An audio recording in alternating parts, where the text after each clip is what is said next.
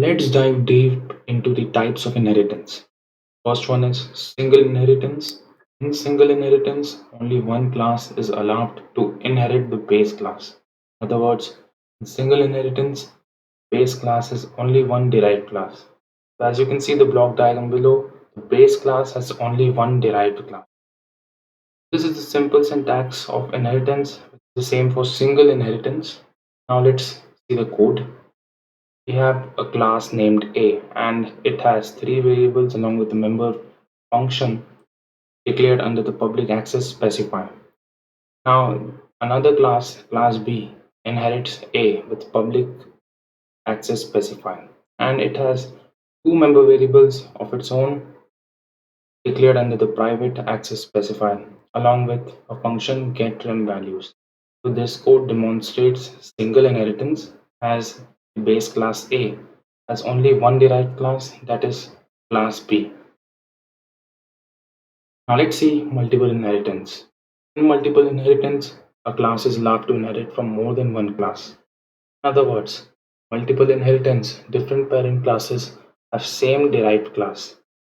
So this is the syntax: class derived colon access specifier base 1, access specifier base 2, and so on. So as you can see in the block diagram, there are three base classes: base class 1, base class 2, base class 3.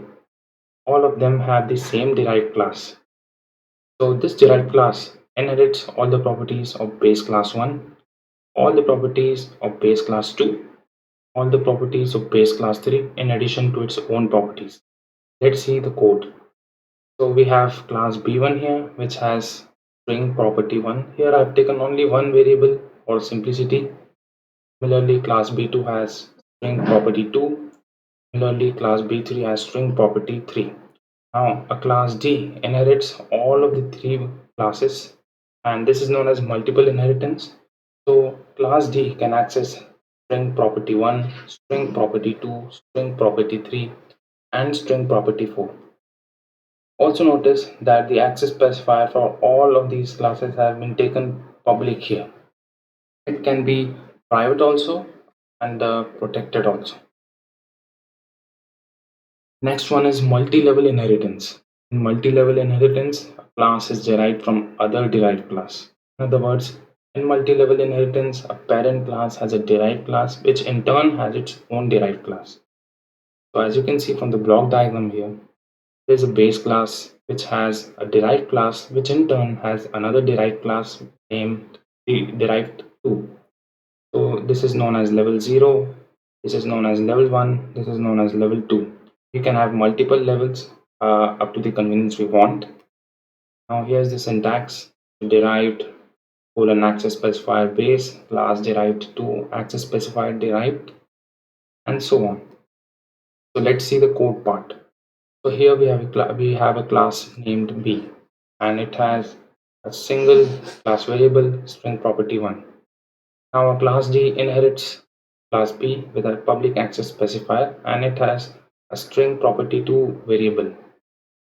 Now another class D2 inherits class D which inherits class B. So class D2 has a public access specifier public when it inherits the class D. So it has its own variable also which is string property 3.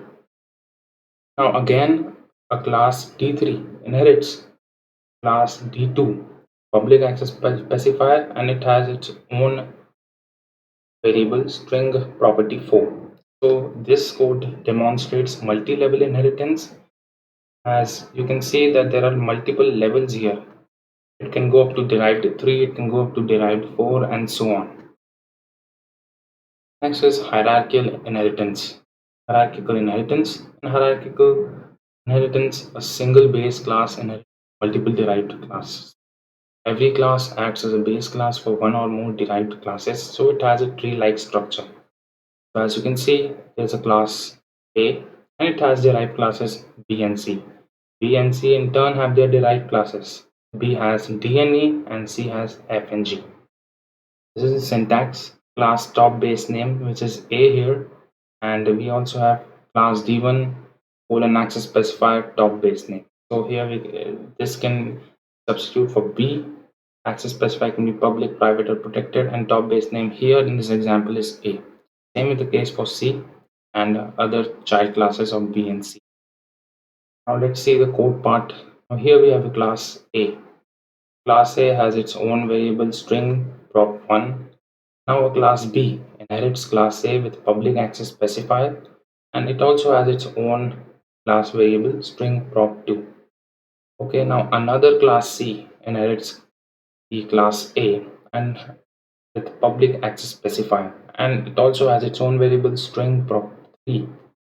Now you can see there's a class named D which inherits class B with public access specifier, and it also has its own variable.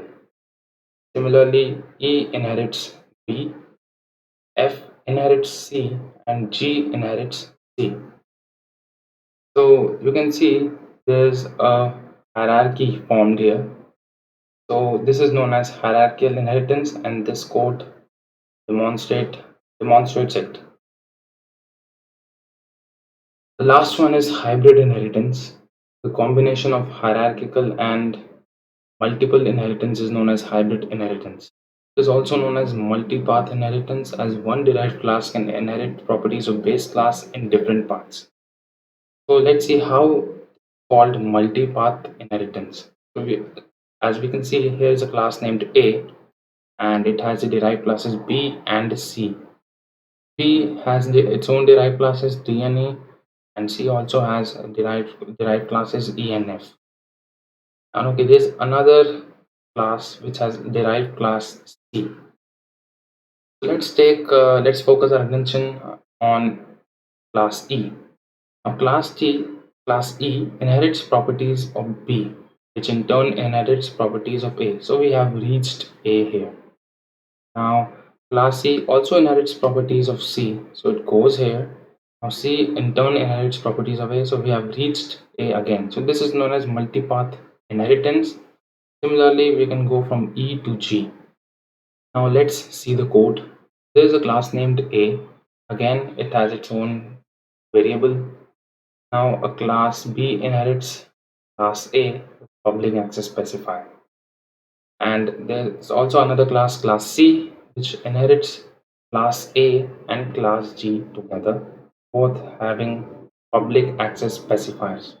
It also has its own variable string prop3. For simplicity, I have taken just one variable. We can have multiple variables. We can also have member functions, but for simplicity, I have taken just one variable and avoided member functions to avoid confusion. And we can see another class C, which inherits class B and class C. It also has its own member variable. Now we can see class D inherits class B, and class F inherits class C. So this code is same as this. The representation, the hybrid form is same as this. This code demonstrates hybrid inheritance. So thank you for watching this video. In the next video, we'll discuss some problems on inheritance. Thank you.